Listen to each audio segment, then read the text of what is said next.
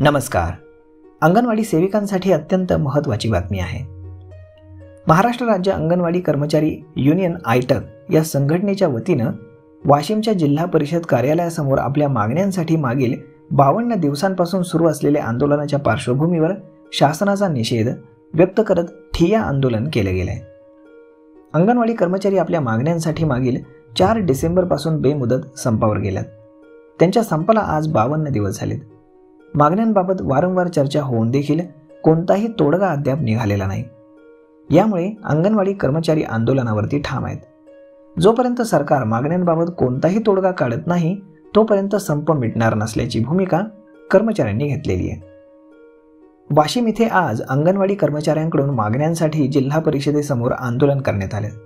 यावेळी महाराष्ट्र राज्य अंगणवाडी कर्मचारी संघटनेच्या महिला या आंदोलनामध्ये मोठ्या संख्येनं सहभागी झाल्या होत्या. मागण्यांबाबत निर्णय घेत नसल्यानं सरकारविरोधात यावेळी जोरदार घोषणाबाजी करण्यात आली.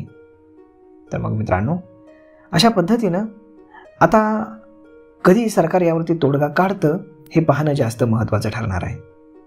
लवकरच यावर तोडगा निघेल असं सरकारकडनं फक्त आश्वासन दिलं गेलं आहे, परंतु कारवाई मात्र अजूनही झालेली नाही आणि कुठलाही निर्णय सरकारनं अजूनही दिलेला नाही.